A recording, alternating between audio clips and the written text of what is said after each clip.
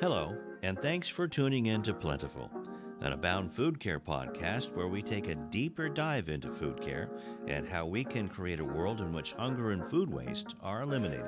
With your host, Mike Leorakis.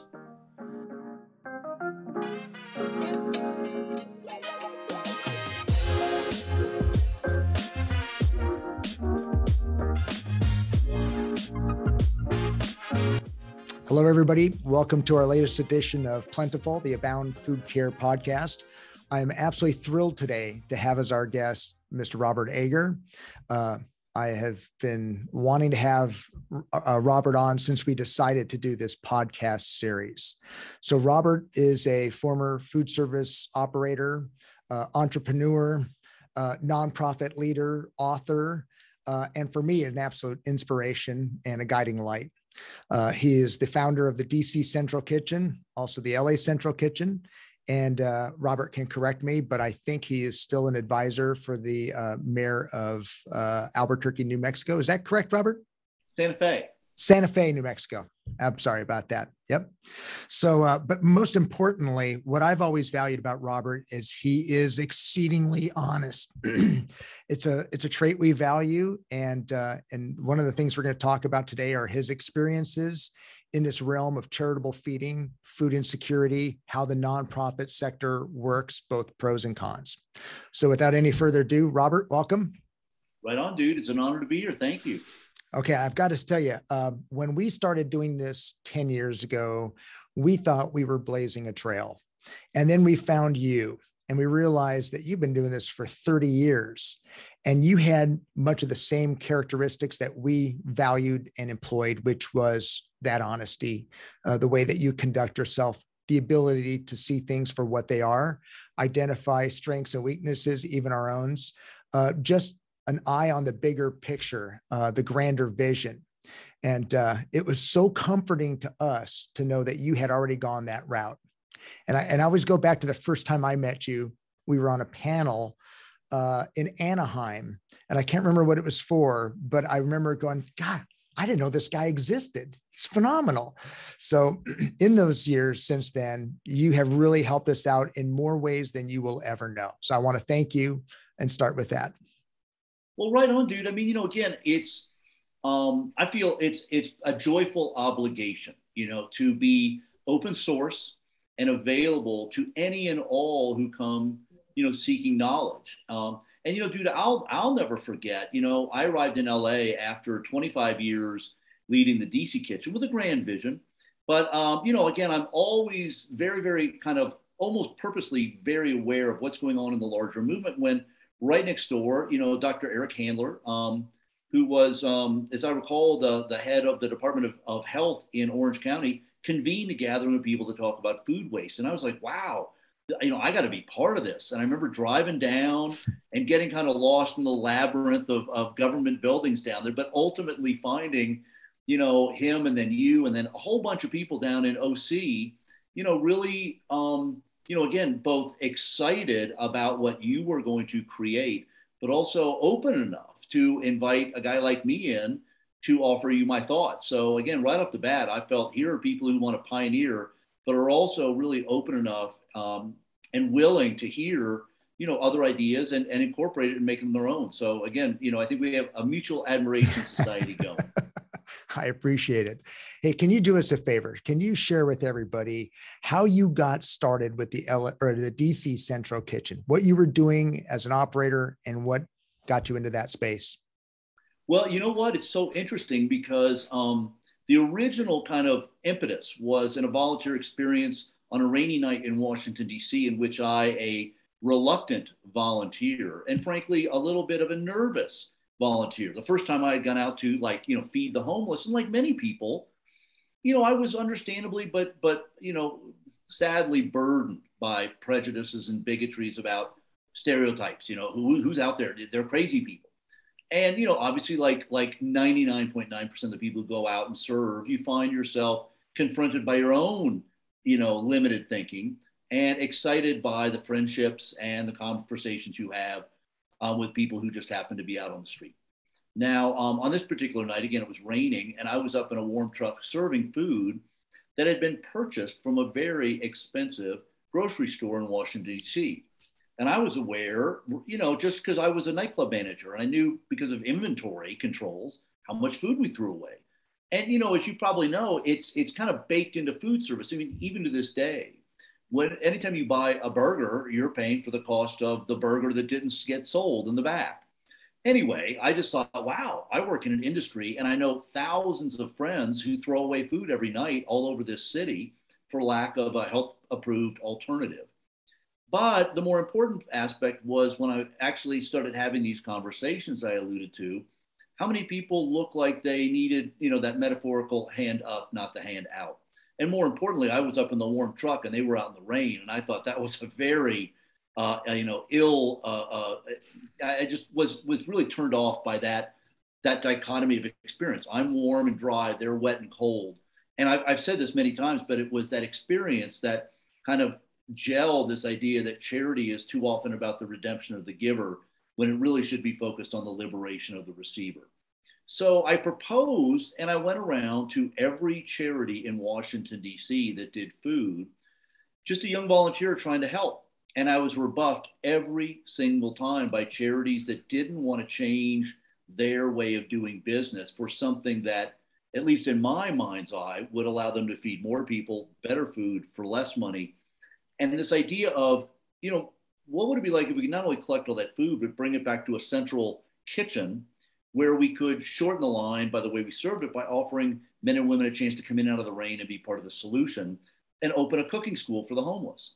No one had done it, but I knew restaurants needed workers and were very notoriously open and forgiving of past sins as long as you showed up on time. But again, man, I'm sorry if this is long-winded, but no. It was the rejection of every group I went to by a volunteer just trying to help that led me to form the DC Kitchen because no one else would. And that was interesting enough, my handsome brother. We're recording this on the 18th of January, and on the 20th of January, 1989, with food donated from George Bush Sr.'s inauguration, we officially launched the DC Kitchen. Really? So we're that close to the anniversary. Congratulations. Yeah, kind of wild, isn't it? So I you take had no joy in the fact that it's still going. I mean, celebrating 30, 35 years of taking leftover food from restaurants, and albeit training people and providing, I think at this point, probably 60 million meals. It's still, part of the gig. And let's go into that honesty you talked about. It's easy to get lost in that idea of I had created an incredibly efficient, wildly successful, emulated, honored organization. Yet in the back of my head, I had to look in the mirror every day and say, look, no matter how cool I make this, I'm still feeding Americans leftover food from restaurants. That's never, I can make it cool, but I can't make it right. There has to be a bigger prize that we're pursuing, not just the efficiency of scale. Yep. Yeah. Well, so I want to touch on that a little bit because there's how we define success in what we do. And your book is a great example of one that sees that we kept the bar pretty low in terms of how we define success. So I'm going to come back to that. But with that success you had in DC and you operated it for how many years, Robert? Well, I was there about 25 before. Okay. I think as a leader, it was my time to split and do something new. And I was called to continue exploring. Let's put it that way. What comes next? And you ended up in Los Angeles. So can you share with us what brought you out west? Interesting enough, my eyes are always open and I'm always intensely curious and kind of intellectually exploring kind of what's around the curve. And there's a little bit of what I learned later was the term, it was called probability. For example, women outlive men, women outnumber men. Probability says there will be more older women than older men down the road. Now, similarly, I did a speech in the very early 2000s for Meals on Wheels, their national gathering. And it was frankly another gig. I was excited about it and I love speaking gigs, but it was another gig. Yet in a conversation with the CEO, Enid Borden, at the time, she said that there was a waiting list in half of American cities for Meals on Wheels. And that's, we can kind of roll that off the tongue, but that means literally an older person has to die for another older person to move up in that line. You know, that's pretty hardcore. But, you know, I had been for a while kind of trying to draw attention in the broader food world, but particularly with the food bank friends, that supply donated free food, which represents lost profit. Every morsel of food that comes into a food bank represents something that was purchased, cooked, processed, and couldn't be sold. And so it's donated. Now that's lost profit, and there's an inevitability to a decreasing supply, even though we throw away an inordinate amount of food, nonetheless. So supply, and then when Ian had mentioned this, I thought, well, this is like 2002. The first baby boomer doesn't turn 60 until 2006. So there's 80 million people coming down the road who, unlike that earlier elder generation who were very debt adverse, hated debt, worked hard to pay off their mortgages, didn't like credit cards. This new generation, our generation, were burdened and plagued by debt. So I'm thinking, wow, supply, demand, what can we do to march out to meet that future rather than wait for it to happen? So it was time for me as a leader to show the kind of leadership that means you split and leave the very strong management board legacy behind and go do something new. I went to Los Angeles because you have year-round growing and an almost endless supply of amazing fruits and vegetables that you can get for free and either free, which you can use to fuel a DC Central Kitchen social enterprise kind of charitable model that trains people for jobs and provides meals, but you could also potentially buy at a reduced price some of that fruits and vegetables and then resell it via a social enterprise contract food company. We had already pioneered in Washington with a school food contract. To this day, DC Kitchen does about 7,000 meals a day for DC public schools, locally sourced food, buying from farmers in Pennsylvania, Maryland, and Virginia. Again, oftentimes the cosmetically imperfect foods. So I thought, wow, what a great place to go. Also, I knew that LA and Southern California at large is home to one of the largest concentration of elders in America. And this is where it gets a little bit more intellectually interesting, to feed this many elders, because every single morning, 10,000 people turn 72. This morning, tomorrow morning, the next morning. And to feed that many elders, we're going to have to race towards kind of a plant-forward menu. In other words, not vegetarian or vegan, but just smaller portions of meat. And this is just economics 101. I'm not trying to be a nutritional imperialist. I'm not trying to get into anybody's healthcare business. I'm just saying money 101, you can't afford it, so let's race. But what's fun about Southern California, man, is you have, the largest concentration of Armenians, South Koreans, Iranians. You have so many flavors to play with that you could actually have a really fun menu that is plant forward. So there was no better place, in my opinion, to launch kind of a global movement on how do we both feed, nourish, and empower a generation of elders, but also through volunteerism or even jobs, include them, not just kind of push them out to pasture, as has been, kind of our society's, sad tragedy. So anyway, that was the idea. And I'm sorry, I know it's a little long-winded, but just to make sure your listeners understand the model, half of it was a nonprofit that, again, would take donated food, train older men and women home from prison or younger men and women out of foster care for jobs, engage volunteers, and produce really healthy plant-forward meals for free to nonprofit partners with an emphasis on elders or intergenerational. The other side of the model, which was, was supposed to account for half our income, I wanted to get contracts with the city's Department of Aging to provide meals that would allow me to employ graduates, buy food, and then reinvest profit over into the nonprofit side. So it'd be a beautiful machine, that again was half earned income, half donated. Right. Tragically, what I ran into, and we can get into it, is the obstinance and, quite frankly, in my opinion, the corruption of the Department of Aging in Los Angeles, in which they were so in bed with a big multinational caterer that they were actually running interference and really, frankly, trying hard to make it difficult for a social enterprise like LA Kitchen to get a fair hearing and a piece of that pie to build a program, no matter how innovative it was. Yeah, it's funny. We always use the analogy that many times working with the public sector is like hand feeding a lion at the zoo. It's great until the lion becomes a lion, and then it has a terrible end. I think it's more akin to that old thing about, carrying the snake across the river. It's like, why'd you bite me? I'm a snake. But dude, that being said, when you look at the evolution of social enterprise, and I'm a huge believer in social enterprise, city, county, state contracts are really good business for us. School food, senior meals, prison meals, summer food. These are things that we do. And more importantly, if I'm the mayor, and let's go up to 5 in California. If I'm the mayor of Fresno, Stockton, Bakersfield, brokest, and somebody says, hey, there's this new business model in which nonprofits that are going to hire people out of prison or off the street, so they won't be out there costing us money. They're going to pay a good wage. They're going to support local farmers. They're going to produce healthy meals, and profit never leaves town. It only gets reinvested back. If I'm a mayor, I'm like, dude, sign me up. I mean, why didn't anybody tell me about social enterprise before?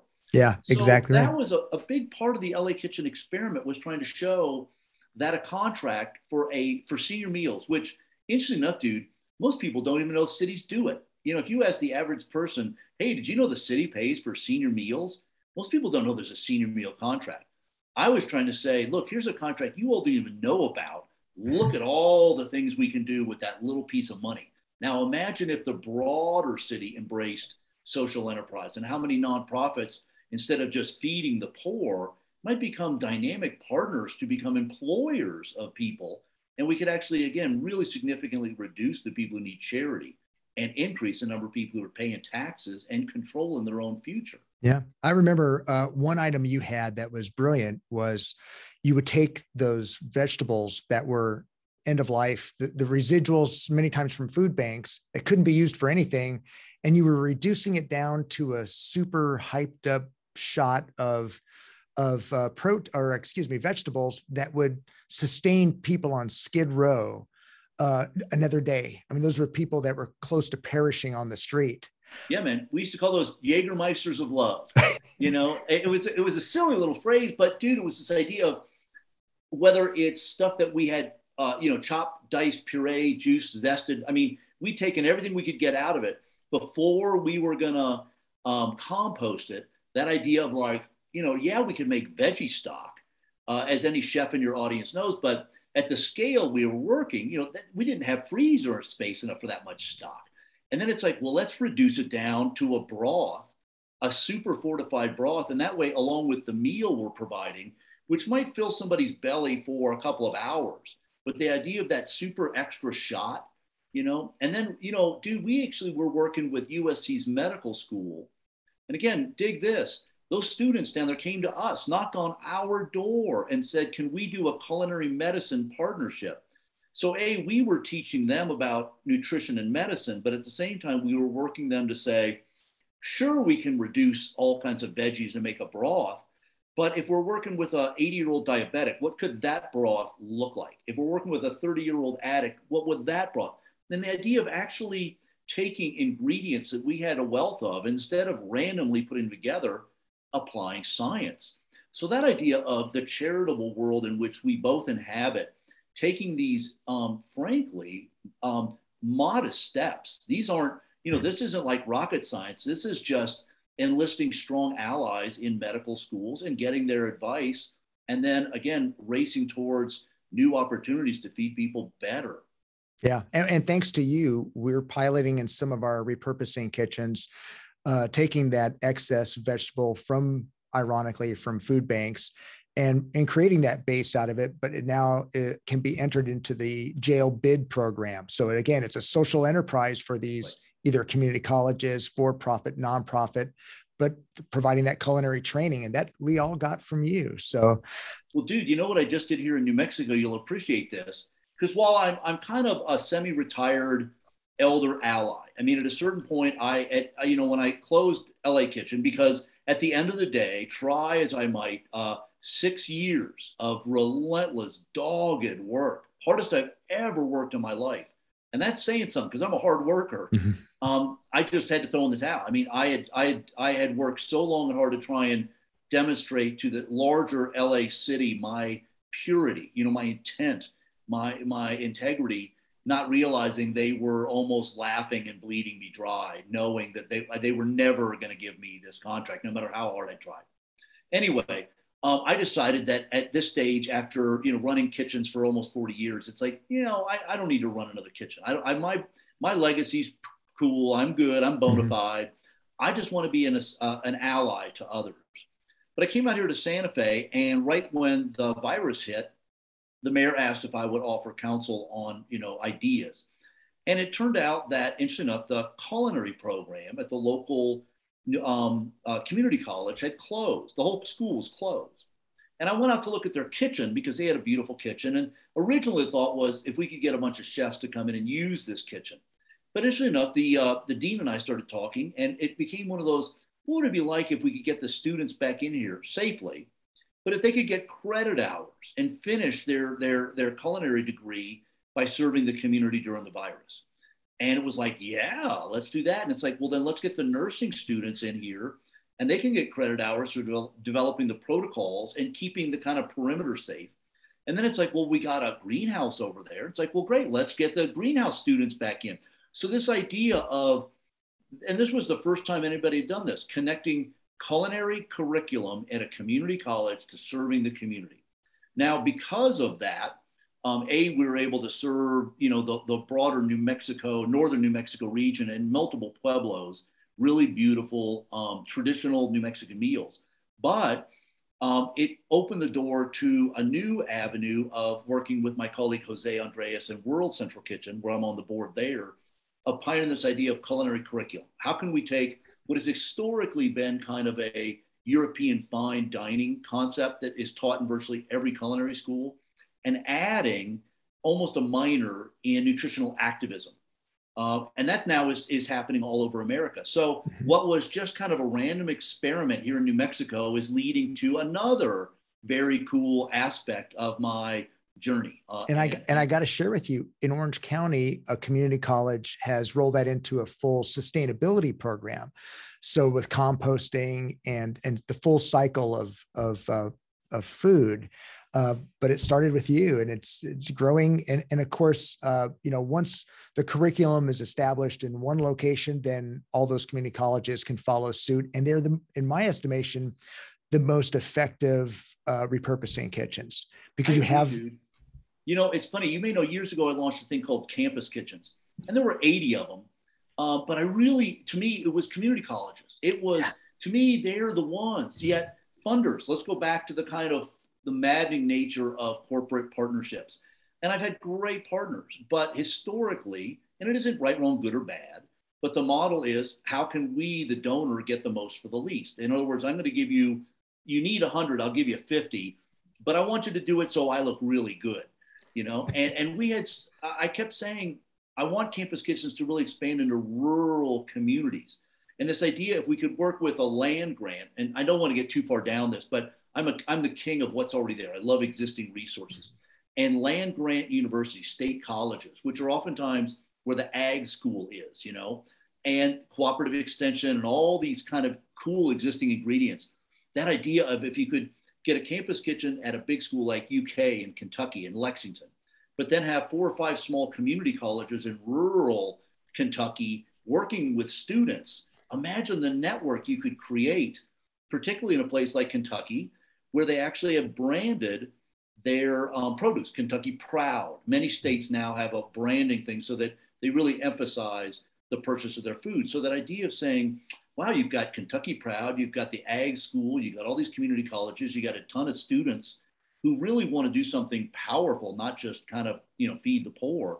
Let's shake it up and let's make that super broth, we were talking about earlier, but make it more of a social impact broth. Well, I got to tell you, I remember giving a presentation in this for the city of LA, and you were in the room, and there were a bunch of people from the public sector primarily, And when we talked about this network of repurposing kitchens, and I was looking at you and I'm like, he's going to hate me.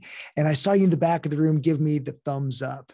And to me, that was one of the best moments. And we followed up afterwards. And that's when I heard about campus kitchens. I'm like, again, that reassurance of knowing this isn't something we're blazing a trail in. You've already done this. This is, you were the first guy through. So in our business, talk about that for a second, dude, because, one of the things I encountered in many of the cities I went to years ago, man, I went to this one city to help a campus kitchen open up. And the head of a local food organization confronted me and literally looked me in the face and said, "You're trying to steal our hungry people." And to me, it was like, it was like literally shocking.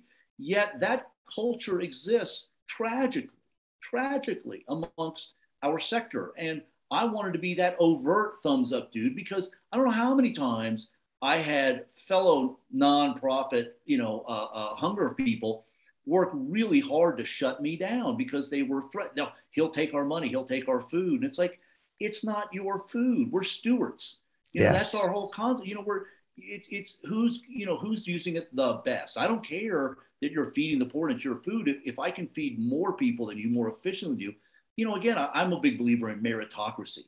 But I am a mad believer in open source and that idea of let it all bloom. Don't try and hold somebody back because it ruffles your feathers. In fact, frankly, dude, everybody needs their feathers ruffled to keep them honest, So that's exactly right. Competition makes me well, strong. And then trying to get nonprofits is one of our biggest challenges, is getting nonprofits to understand that collaborating gets them further.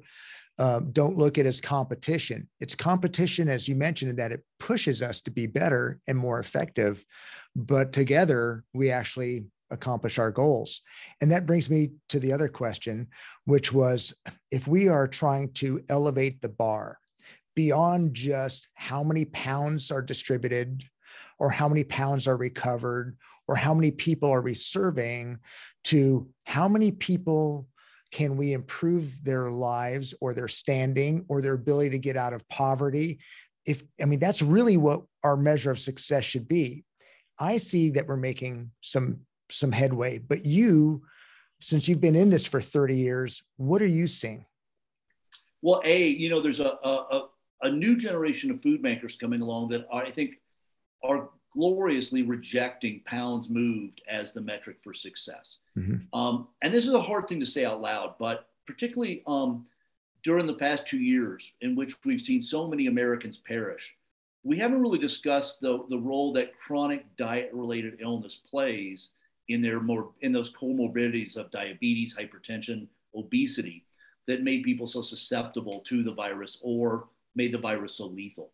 And I think that that's a hard thing to talk about, but we in the hunger movement should own the fact that we have, in the pursuit of pounds moved, pushed way too much junk food down on poor people. So that idea of a new nutritional standard, and I'll be honest with you, man, if I was a mayor of a town, I'd be pushing pretty hard to say, hey man, look, we can't afford a bunch of sick poor people anymore. We're not, I can't tell you how to run your food bank, but I really want to see a nutritional, some kind of bar here and no more of this junk food going out, or I'm going to have to come down a little bit hard because I can't sit by and watch people get sick just in the name of this charitable pursuit. So that's one thing. Yeah. And luckily there's a whole generation of young people coming along. Well, I got to tell you, I had an elected official in Mississippi asked us to come out because they liked our model to address food insecurity. They said, if you look at those social determinants of health as a wheel, and food is a spoke in that wheel, food insecurity. Oh, yeah. So we went out there, we, kind of established the program or set it up. And then we get a call back 8 months ago saying, food's not a spoke. Food is the hub of the wheel. And in his own articulate way said, you can be uneducated for life. You can be homeless for an extended period of time. You can be unhealthy, but you got to eat. So we should be using food as a way of providing wraparound services. And you mentioned that in your book that I think you wrote in 2004, that there's ability to use food to either just feed people or sustain them, but you can also use it as a honeypot, so to speak, to have services that are really going to help them. Oh, you bet, man. That's why, the motto's always been the power of food, exploring the power of food. not just, I always say, it's to liberate, not just satiate, and that's a big part of what I think is important now. Like, for example, the work I do with World Central Kitchen and Jose Andreas in disaster relief. Historically, the model was the Red Cross, FEMA, other groups would bring food in to serve people affected by a hurricane or flood. Our model is like, well, I mean, I get it, but that kind of erodes the local economy. And why don't we go in and buy local food and hire local chefs? And that way, not only are we feeding people, but we're rebuilding the economy while we do it. And again, another kind of D for duh thing, but you think, you think we were talking about, communism. And I mean, it was so hard, and people pushed so firmly back on this very simple evolution. But again, that goes back, and I tell funders this every day. If anybody asks, if an organization can't tell you what they're doing today to decrease demand tomorrow, walk away. Yep. If that meal going out the door isn't in some way attached to a sense of momentum forward, to helping people out of that pit of poverty, or taking a first step forward, if there isn't something, and that's my big motto now. It isn't how many pounds you move, it's how much liberation you squeeze out of every ounce you get. Yep. So I think you'll find pride in this, but I have to share with you, going back to our roots in Orange County, the county has asked us to implement an emergency meal plan where we are using our food repurposing kitchens to develop meals, individual meals, vacuum sealed, blast frozen, and using another solution, which is the solar powered freezers spread out throughout the community, where we'll hold these meals. So when the next giant earthquake hits and both food banks are damaged, we don't have to wait for FEMA to get in. We have ready to thaw and eat meals out in the community already. So I've been dying to tell you about this and I'm sorry it had to be on a podcast that I shared it with you, but I figured you would take great pride in that. Dude. See, I just love that kind of thinking. It's proactive. Again, we go back to probability. There's going to be an earthquake, and you can wait till it happens and then race around like a chicken with their head cut off. Or you can say, it's going to happen, let's plan now. In other words, we can wait for something bad to happen, or we can march out to meet the future today. Yeah. And we have to give credit to the elected officials who identified that, because that's rare, quite honestly. They're typically reactionary. When I first came to LA and opened, I remember I went down and helped Kitchens for Good open up and down in San Diego. But I remember coming out there and somebody said, man, why don't you come to Orange County? We love entrepreneurs out here in Orange County. And I must admit, man, it was tempting because, I grew up out in Anaheim, the Tragic Kingdom, when I was a kid. And part of me was really really loved the symbolism of Los Angeles. But there are moments when I wonder how my fortunes might changed if I had gone to OC versus down into LA. Well, I'll tell you, we were just, there's an old saying that the first one through the door gets their nose bloodied. And that was you. You paved the way for the rest of us and so many more behind you. I cannot thank you enough for your work, for your help, always being there for us. And I got to tell you, anytime I reach out to you, you respond so quickly, and it means the world to us. So I want to thank you for what you've done, but also for being here with us today.